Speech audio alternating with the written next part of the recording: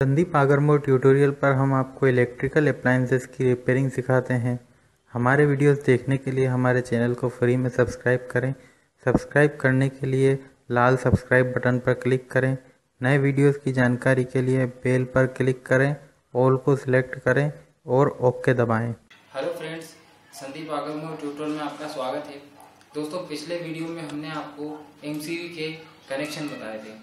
इस वीडियो में दोस्तों हम आपको बताएंगे कि एमसीबी की संरचना किस तरह की होती है, इसके अंदर कौन कौन सी डिवाइसेस होती हैं और वो किस तरह से इंस्टॉल होती है, यानी कि इसकी पूरी वर्किंग, पूरी कार्यविधि आपको हम लोग समझाएंगे। और कार्यविधि समझने के लिए दोस्तों हम लोग इसको, ये जो एमसीबी है, इसको हम लोग खोलते हैं। इसको खोलेंगे और खोल करके इसमें देखेंगे कि इसमें क्या मैकेनिज्म है और ये किस तरह से जो है सप्लाई को ऑन या ऑफ करता है। जब जो इसकी रेटिंग से ज़्यादा करंट आती है तो ये किस तरह से सप्लाई को ऑन ऑफ करता है। तो आइए दोस्तों, हम लोग इस एमसीबी को डिसमेंटल करके या खोल करके देखते हैं कि इसके अंदर आखिर कौन से भाग होते हैं और किस तरह से ये कार्य करता है। दोस्तों, इसको खोलने के लिए सबसे पहले हम लोग इसमें जो रिवेट्स लगी हुई हैं, ये रिवेट्स जो हैं जो चमक रही होंगी इस एल्यूमिनियम की, इन रिवेट्स को हमें ओपन करना पड़ेगा। ठीक है, तो दोस्तों सबसे पहले इन्हें ओपन करते हैं और देखते हैं कि इस एमसीबी के अंदर क्या है।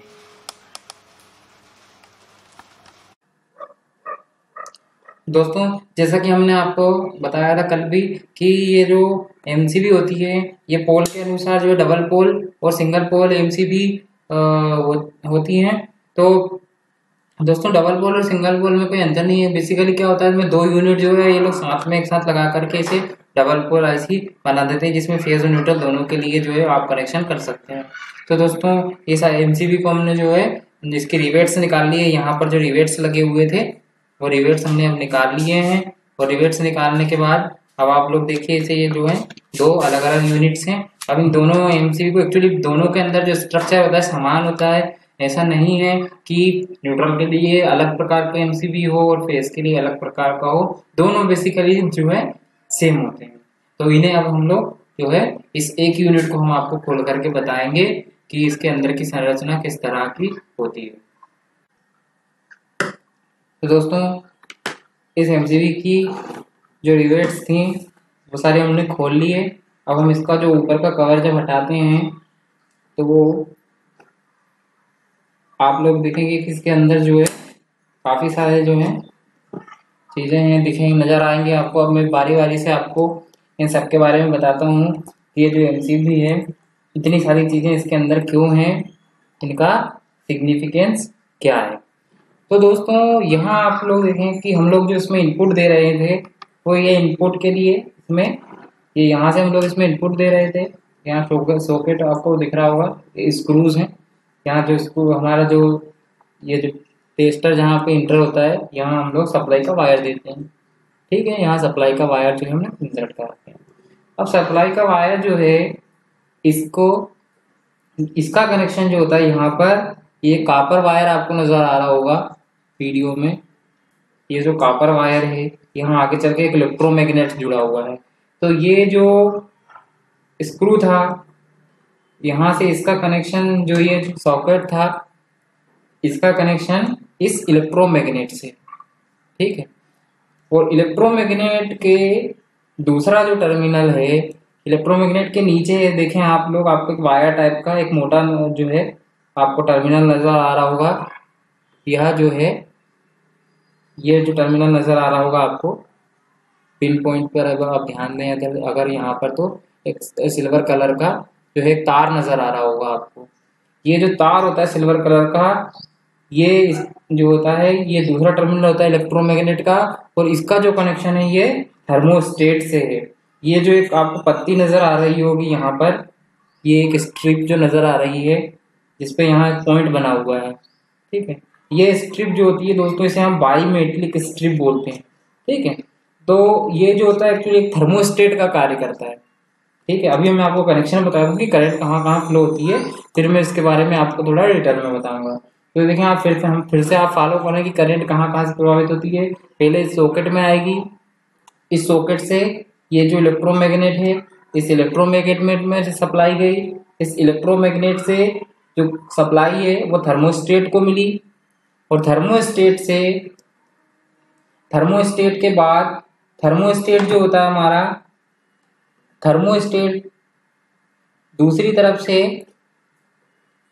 ये थर्मोस्टेट के साथ साथ ये जो सप्लाई है, जो ये थर्मोस्टेट के बाद जो थर्मोस्टेट का ऊपरी सिरा जो होता है वो इस थर्मोस्टेट से दोस्तों, ये थर्मोस्टेट है, इस थर्मोस्टेट का जो दूसरा भाग होता है वो ये जो आपको स्ट्रिप दिख रही होगी बड़ी वाली, ये एक स्ट्रिप से इसका कनेक्शन होता है। ठीक है, तो हमारी जो करंट होती है वो यहाँ से फ्लो होते हुए यहाँ नीचे आपको फिर एक जो है, यहाँ आपको मोटे थिक तार दिख रहे होंगे, ये तार वायर दिख रहे होंगे आपको यहाँ पर, ये वाला जो आपको जो स्ट्रैंडेड वायर दिख रहे होंगे, ये स्ट्रैंडेड वायर से होते हुए करंट जो है ये यहाँ पर आती है और यहाँ जो है दो पत्तियां मिली हुई हैं, एक जो है एक का कनेक्शन यहाँ पर ऊपर होता है और दूसरी तरफ ये पत्ती जो होती है ये दूसरे सॉकेट में इसका कनेक्शन होता है, जहाँ पर हम जो है आउटपुट के लिए जो भी हमारा लोड होता है वो कनेक्टेड होता है,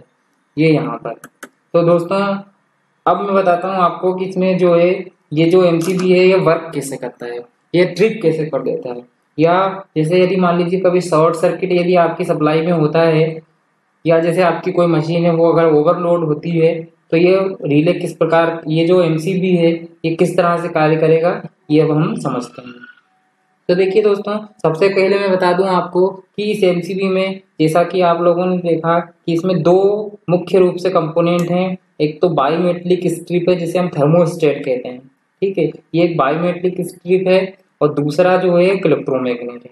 तो दोस्तों सबसे पहले हम समझते हैं कि बाईमेटलिक स्ट्रिप या जो थर्मोस्टेट है उसका क्या यूज है। तो दोस्तों जो बाईमेटलिक स्ट्रिप होती है इसमें बेसिकली क्या होता है कि दो धातुओं से मिलकर के एक पत्ती बनाई हुई होती है। ठीक है, दो अलग अलग धातुओं से मिलकर के एक पत्ती बनाई जाती है और वह धातुएं प्रयोग की जाती है कि जिनका जो ताप प्रसार गुणांक होता है वह अलग अलग होता है। ठीक है, तो दोस्तों जैसे ही जब इसमें करंट फ्लो होगा इस थर्मोस्टेट में, तो ये थर्मोस्टेट धीरे धीरे गर्म होना चालू होगा।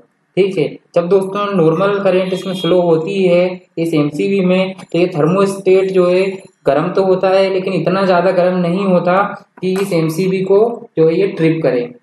ठीक है, लेकिन दोस्तों यदि इसमें एक निश्चित अमाउंट से ज्यादा करंट फ्लो होती है, कुछ समय के लिए यदि ज्यादा करंट फ्लो होती है, तो ये थर्मोस्टेट क्या होगा कि थोड़ी देर के लिए तो ज्यादा करंट को फ्लो होने देगा इसकी क्षमता से ज्यादा, लेकिन उसके बाद धीरे धीरे ये गर्म होते होते होते, जैसे हम देखें कि अगर ये पत्ती मोटी होती है तो क्या होता है, जैसे जैसे ये पत्ती मुड़ेगी, ये पत्ती धीरे धीरे गर्म होकर के मुड़ेगी, और ये देखिए इसने जैसे ही ये पत्ती जो है ज्यादा मुड़ गई तो क्या हुआ, इसने जो ऊपर वाला लीवर था इसको ऊपर उठा दिया, और जिसके कारण ये एमसीबी जो थी ट्रिप हो गई। ट्रिप हो गई मतलब कि यहाँ से देखिए आप लोग, इसका जो कनेक्शन था सप्लाई का, ये सप्लाई का कनेक्शन यहाँ से जो है हमारा ये ऑफ हो चुका है हमारा एमसीबी। तो इस तरह से ये थर्मोस्टेट जो होता है ये जो कम करंट से, मतलब जो ओवर करंट होती है उस ओवर करंट से थोड़ी देर के लिए जो धीरे धीरे जो है ये कुछ कम मात्रा की ओवर करंट जो होती है उससे प्रोटेक्शन के लिए हम इसमें थर्मोस्टेट लगाते हैं। ठीक है, यानी कि जैसे यदि 5 एम्पियर का एमसीबी है, तो यदि मान लीजिए इसकी करंट जो थोड़ी सी अगर ज्यादा बढ़ती है 5 से, तो धीरे धीरे कुछ समय के लिए के बाद ये थर्मोस्टेट जो है इस एमसीबी को ट्रिप कर देगा। ठीक है, तो यहाँ पर आप देखेंगे कि ये थर्मोस्टेट जो है इस एमसीबी को किस तरह से ट्रिप करता है। अब इसे फिर से ऑन कर लेते हैं। ठीक है, इसे हम फिर से ऑन करेंगे तो देखिए दोस्तों, जब हम इसे ऑन कर देते हैं तो वापस से ये जो स्ट्रिप थी यहाँ पर इसका कनेक्शन जो है इस पॉइंट से हो जाता है। ठीक है, तो इस तरह से ये थर्मोस्टेट जो है कम मात्रा की ओवरलोड करंट से प्रोटेक्शन जो है हमारे लोड को करता है। अब इसके बाद देखिए दोस्तों कि यहाँ पर एक इलेक्ट्रोमैग्नेट भी लगा हुआ है। ठीक है, तो अब हम लोग देखते हैं कि इलेक्ट्रोमैग्नेट का कार्य क्या है। तो दोस्तों आपने जैसे देखा कि अगर थोड़ी सी ओवरलोड करंट है, जो लोड है उससे थोड़ा सा यदि थोड़ा सा बढ़ता है, तो ये थर्मोस्टेट जो होता है धीरे धीरे करके जो है गर्म होकर के उस ओवरलोड से हमारी मशीन को प्रोटेक्ट कर देता है या लोड को प्रोटेक्ट कर लेता है। लेकिन दोस्तों यदि मान लीजिए करंट में सडन चेंज होता है और ज़्यादा मात्रा में होता है, जैसे करंट यदि जो आरएमएस करंट है, यदि आरएमएस वैल्यू एक साथ चेंज हो जाती है करंट की, है ना, यदि मान लीजिए जो आरएमएस वैल्यू है वो एकदम से चेंज होती है करंट की, तब क्या होगा? तब दोस्तों क्या होगा कि ये जो इलेक्ट्रोमैग्नेट है, इस इलेक्ट्रोमैग्नेट में इसमें इतना पर्याप्त शक्तिशाली चुंबकत्व बनेगा कि ये जो प्लंजर आपको इसमें नजर आ रहा होगा, यहाँ जो राड नजर आ रही है, ये एक राड आपको नजर आ रही होगी यहाँ पर, तो ये राड जो है इसमें यहाँ पर एक हेड लगा होता है, यहाँ पर एक हेड लगा होता है, ठीक है। तो ये जो प्लंजर है, ये प्लंजर को इलेक्ट्रोमैग्नेट में इतनी शक्तिशाली चुंबक बनता है, अगर आरएमएस की वैल्यू में सडन चेंजेस होते हैं, इस आरएमएस वैल्यू में बड़ा चेंज होता है ओवरलोड में, यदि ओवरलोड जो मशीन एकदम से ओवरलोड हो जाती है, बहुत ज़्यादा करंट खींचती है, तब क्या होगा कि ये प्लंजर जो है, प्लंजर ऊपर खिंचाएगा इस इलेक्ट्रोमैग्नेट के कारण, इस चुंबकत्व के कारण ये जो प्लंजर है ये ऊपर की तरफ खिंचाएगा, और ये जब ऊपर की तरफ खींचता है तो दोस्तों यहाँ आप देखेंगे कि इस इलेक्ट्रोमैग्नेट का जो प्लंजर का दूसरा भाग है, ये ये यहाँ पर ये यहाँ पर जो दूसरा भाग है, ये आपको रॉड नजर आ रही है, ये दूसरी वाली, यहाँ पर जो डी लिखा हुआ नजर आ रहा है आपको, इसके सामने आपको एक प्लंजर नजर आ रहा होगा। तो ये प्लंजर जब ऊपर खिंचाता है तो ये जो पत्ती होती है, ये जो एक एक जो यहाँ पर इसको सहारा लगा हुआ होता है, इसको ये लीवर को ऊपर की ओर कर देता है, ये इसको ऊपर की ओर कर देता है, और जैसे ही ये ऊपर की ओर करता है तो हमारा एमसीबी जो होता है वो ये ट्रिप कर जाता है। देखिए आप यहाँ पर जैसे ये ऊंचा उठेगा तो यहाँ से ये जो लीवर होता है, ये जो है लीवर ये नीचे गिर जाता है, क्योंकि ये स्प्रिंग जो होती है, स्प्रिंग हमेशा इस पर एक दबाव डाल करके रखती है, इस वजह से ये इसको स्प्रिंग वापस इसको नीचे तक की ओर दबाव डालेगी, तो ये जो है आपका एमसीबी यहाँ से ट्रिप कर जाता है। तो दोस्तों ये तो आपको समझ आया होगा अभी कि ये इलेक्ट्रोमैग्नेट के और ये थर्मोस्टेट का क्या कार्य था, ठीक है, ये आपको समझ में आया होगा। अब इसके बाद दोस्तों हम आपको बताते हैं कि इसमें ये जो एमसीबी होता है, इसमें एक और बहुत महत्वपूर्ण चीज जो होती है, एक और अन्य बहुत महत्वपूर्ण इसमें डिवाइस लगी हुई है, उसके बारे में हम आपको बताते हैं।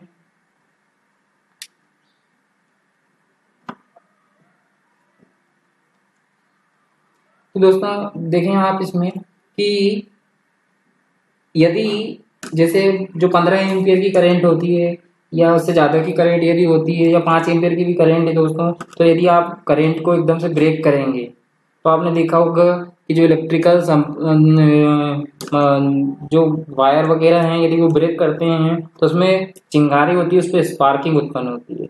और आपने देखा होगा दोस्तों, हमने बताया था आपको कि एमसीबी जो है वो ये चारों तरफ से पैक होती है, तो ऐसी स्थिति में दोस्तों अगर इसमें चिंगारियां उत्पन्न होगी तो जो एयर है वो आयोनाइज्ड हो जाएगी चारों तरफ की, है ना, तो क्या होगा कि आपका जो एमसीबी है वो ब्लास्ट हो सकता है, ठीक है।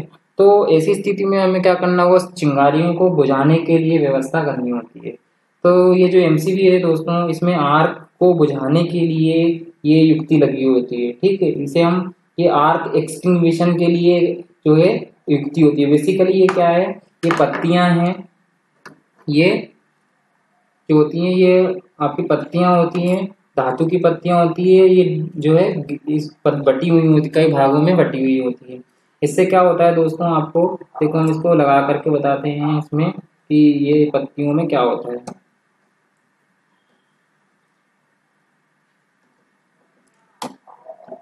देखो दोस्तों इसमें क्या होगा कि जैसे जैसे ही यहाँ पर जब जो संपर्क है वो डिस्कनेक्ट होगा तो यहाँ पर की जो एयर है वो आयनाइज्ड होगी, और आयनाइज्ड होकर के इसमें स्पार्किंग होगी, यानी चिंगारियां बनेगी, ठीक है। तो चिंगारियां क्या होती है दोस्तों, इस गैप के क्रॉस फैलती हैं, ठीक है। ये गैप इस प्रकार से डिजाइन किया होता है कि धीरे धीरे जो है यहाँ पर गैप कम है और धीरे धीरे जो है गैप दूसरी तरफ से जो है ये फैलता जाता है, ठीक है। इस प्रकार से इस गैप को डिजाइन किया हुआ होता है। और दूसरी तरफ क्या होता है दोस्तों कि यहाँ बहुत सारी पत्तियां लगी हुई है, आर्क एक्सटिंग्विशन के लिए, मतलब जो आयनाइज्ड एयर है वो जो चिंगारियां हैं वो इन पत्ती में, इन स्ट्रिपों में, इनमें डिवाइड हो जाएंगी और डिवाइड होने के कारण वो आसानी से जो है वो विस्फोट नहीं होंगी, वो बुझ जाएंगी। तो ये एक आर्क एक्सटिंग्विशन के लिए इसमें डिवाइस होती है, क्योंकि आज जो चिंगारियां हैं दोस्तों जब वो फैल जाती हैं तो वो काफ़ी आसानी से जो है वो बुझ जाती हैं, ठीक है, वो विस्फोट का रूप नहीं ले पाती। तो ये एक आर्क एक्सटिंग्विशन जो है, आप ये मान सकते हैं ये आर्क एक्सटिंग्विशन चेम्बर है एक प्रकार का। तो दोस्तों एमसीवी की संरचना में केवल यही चीज़ें जो होती है इसके एमसीवी के अंदर होती है। आप किसी प्रकार का एमसीवी जो ले आएँ तो लगभग सभी में जो संरचना होती है वो इसी प्रकार की होती है। तो दोस्तों ये जो थी एमसीवी की वर्किंग थी, तो जिसमें आप लोग समझने जाना कि दोस्तों एमसीवी जो होती है उसकी संरचना किस प्रकार की होती है और उसकी जो कार्यविधि होती है वो किस प्रकार की होती है। तो दोस्तों अगर आप एमसीवी लगाने का सोच रहे हैं तो मैं आपको बता दूं कि एमसीवी जो होती है वो 2 रेटिंग में आती है। तो जो घरों में जो एमसीवी लगती है वो 5 एम्पियर और 15 एम्पियर की 2 रेटिंग में हम लोग लगाते हैं। तो दोस्तों उम्मीद करते हैं कि आपको हमारा यह वीडियो पसंद आया होगा। दोस्तों इसी प्रकार के हमारे और वीडियो देखते रहने के लिए हमें सब्सक्राइब करें। और दोस्तों आप हमारी वेबसाइट पर भी जा सकते हैं, वहाँ विभिन्न प्रकार के जो नोट्स हैं, मैंने खुद ने वहाँ पर नोट्स अपने लिख करके और प्रोवाइड किए हैं आप लोगों को, तो आप उन्हें भी एक बार ज़रूर देखें। Thanks for watching and don't forget to subscribe us.